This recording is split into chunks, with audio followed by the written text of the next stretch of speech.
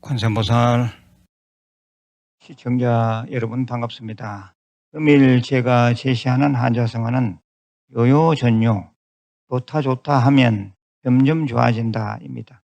정말 그렇습니다. 자꾸 좋다 하십시오. 좋다 하면 점점 좋아집니다. 요요전요, 음미해 보시길 바랍니다.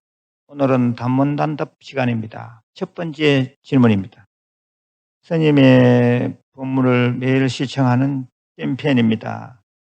스님 법문을 통하여 신심을 일으킨 불자입니다. 제가 사는 집 근처의 절에 나가 예불에 동참하고 있습니다. 친구 따라 조계종이 아닌 타종단의 절에 갔더니 스님들이 장삼 위에 걸치는 가사의 색깔이 달라서 좀 의아했습니다. 스님, 왜 종단마다 가사 색깔이 다른지요? 매일 본문을 들어주심에 감사드립니다. 가사의 색깔에 대해서 물으셨는데 말씀하신 바대로 가사의 색깔은 종단마다 다 다릅니다.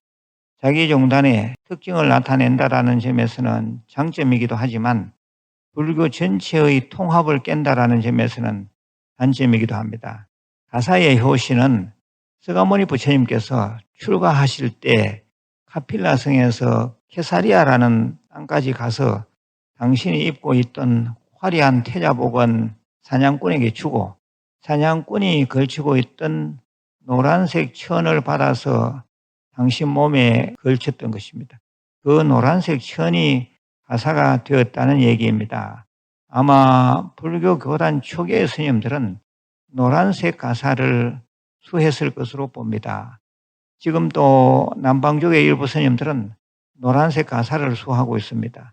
그러다가 불교가 중국과 한국, 일본으로 전해지면서 새로이 장삼이 생기고 각 종단마다 가사 색깔을 달리하게 되었습니다. 현재 우리나라의 조계종 가사는 밤색이고 천태종과 태고종의 가사는 붉은색입니다. 두 번째 질문입니다. 스님, 저는 대전에 살고 있고 멤버십 회원으로 4년이 되어 얼마 전에 한국불교대학 초급반 졸업장과 전법사증을 받았습니다. 스님께 감사드립니다. 그런데 한 가지 답답한 것이 있어서 말씀드립니다. 제 아들 연석이 삼재가 들었는데 그 때문인지 자주 교통사고를 냅니다. 아들이 트라우마도 생긴 것 같고 해서 저 또한 불안합니다.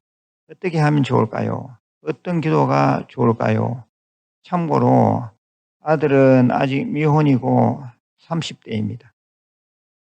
아드님이 절에 좀 다니면 좋겠다는 생각이 듭니다. 집 근처에 청년회가 있는 절을 좀 찾아보시면 좋겠습니다. 그리고 다니시는 절에 무사고 100일 기도를 올리십시오. 아드님에게는 매일 금강경 한 편을 독송하라 하고 불설 소재 길상다라니 황마지는 7불열의 멸제진언을 적어도 하루에 3번 이상 읽거나 사경하라고 하십시오.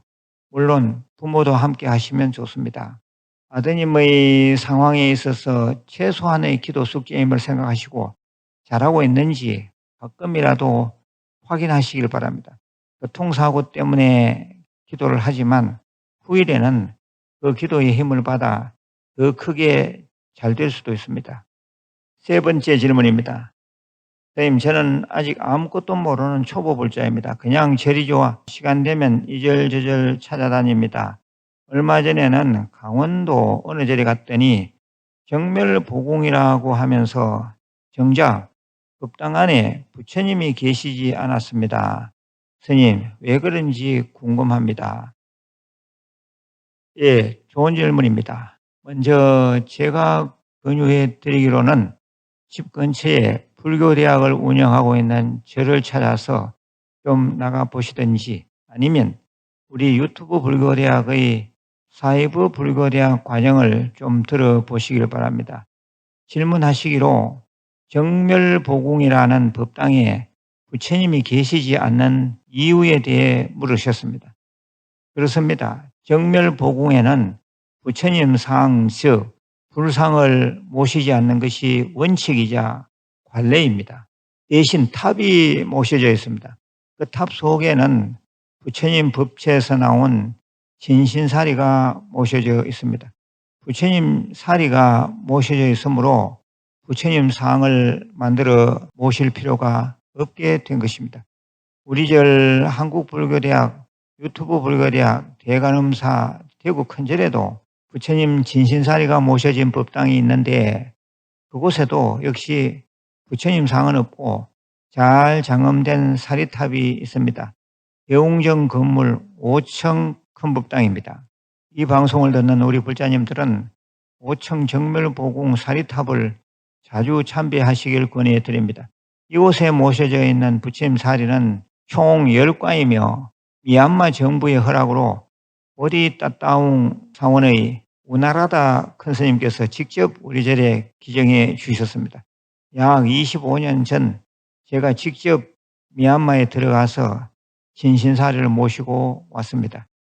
초하루 지장제일 관음제일 날에는 직접 육안으로 10과의 사리를 칭견할 수 있도록 특별히 장치를 해두었습니다. 믿음을 가지고 칭견하신다면 부처님의 큰 가피가 있을 것입니다. 우리 절은 정멸보궁이 생긴 이후 엄청난 발전을 해왔습니다. 제가 이미 법문한 사리신앙, 부처님 진신사리, 부처님 사리 상식, 이 영상물들을 좀 찾아서 들어보시길 바랍니다. 예, 네 번째 질문입니다. 스님, 저는 제가 다니는 절에서 천도 재봉사를 하고 있습니다. 한 번은 제 지내려고 상단에 올렸던 복숭아를 영단에 내렸는데 난리가 났습니다. 영단에 복숭아를 올리면 영가가 왕림하지 못한다는 것입니다. 큰스님, 여기에 대해서 한 말씀 주십시오. 복숭아를 영단에 올리면 안 된다는 법이 경전에 나와 있는지요? 예, 한마디로 말씀드리면 경전에 영단이나 제사상에 복숭아를 올리면 안 된다는 법은 나와 있지 않습니다. 제 생각에는 이것이 언젠가부터 비롯된 우리나라 사람들의 고정관념이 아닌가 싶습니다. 우리 속담에 귀신의 복숭아나무 방망이라는 말이 있습니다. 복숭아나무가 귀신을 쫓는다고 본 것입니다. 스님들이 중음신, 즉 귀신 들린 것을 떼어내는 의식인 구병시식 때도 복숭아나무 가지를 사용합니다. 의식의 중간에 복숭아나무 가지로 귀신 들린 환자를 마구 칩니다. 그리고 또 민간에서 집안 울타리 안에는 복숭아나무를 심지 않은 풍습이 있었습니다. 복숭아나무가 있으면 조상신이 집으로 들어올 수 없다고 생각했기 때문입니다. 이런저런 이유가 합쳐져서 제사상에 복숭아를 올리면 귀신인 영가가 오지 못한다는 관념이 생기게 된 것 같습니다. 결론입니다. 절의 영단은 세속으로 봐서는 제사상입니다. 따라서 세속의 제사상에 올리지 않았던 복숭아를 절의 영단에도 올리지 않게 된 것입니다. 그렇다면 불교 경전에는 그런 말씀이 없으니 올려도 되지 않느냐고 할 수 있습니다. 그런데 저는 예로부터 내려오는 풍습을 따라 영단에는 복숭아를 올리지 않는 것이 좋다고 생각합니다. 다른 과일도 많은데 굳이 시비를 불러일으키면서까지 복숭아를 올릴 이유가 없지 않습니까? 제 천도제는 참여하는 모든 사람들의 정성을 다 합쳐야 합니다. 그런데 이 문제로 왈가왈부한다면 본말이 전도된 어리석음이 되기 때문입니다. 예, 참고로 말씀드리면 저희 한국불교대학 대관음사의 모든 도량에서는 영단에 복숭아를 올리지 않습니다. 반면에 부처님 계신 상단이나 신중님이 계시는 중단에 올리는 것은 아무 문제가 없고 시비거리가 되지 않으니 참고하시길 바랍니다.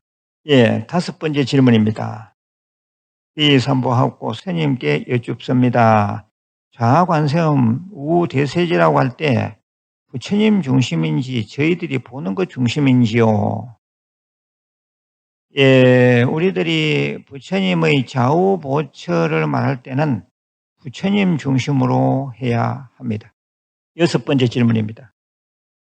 스님, 건강으로 인해 기도 수행을 하는 경우라면 어떻게 하는 것이 좋을까요? 저는 30대 청년인데 10년째 내과적인 병 때문에 가정간호로 영양 연결 주사만 맞으며 살아가고 있습니다. 원인 모를 위장량에 소화불량 증세로 물과 음식을 전혀 먹지 못하고 있습니다. 물과 음식이 너무 먹고 싶습니다. 예, 영가장애일 수도 있습니다. 금강경을 항상 듣고 읽으시길 바랍니다. 그리고 틈틈이 사경도 하시길 바랍니다.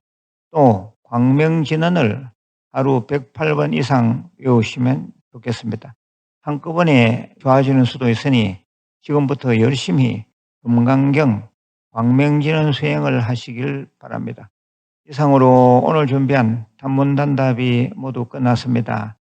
아직도 많은 질문과 좋은 것들이 남아 있습니다만 시간 관계상 여기서 줄이고 다음 주에 이어서 계속하겠습니다. 마지막으로 공지사항입니다. 제가 늘 5대 수행에 대해서 말씀드리고 있습니다. 5대 수행이라고 하면 독송, 사경, 관음정근, 절민예배, 참선 아닙니까? 이 5대 수행은 매일 한두 시간은 꼭 하셔야 합니다. 그래야지 업장소멸하고 또 중생으로 살아가면서 소원도 다 성취할 수 있습니다. 직접 수행하기가 힘들면 제가 올려둔 송을 꼭 좀 듣기라도 하시길 바랍니다. 끝으로 원성취진언을 3번 외우겠습니다. 오마묵하 살바다라 사다야 시베훔 오마묵하 살바다라 사다야 시베훔 오마묵하 살바다라 사다야 시베훔. 건강하시고 내일 다시 뵙겠습니다. 관세음보살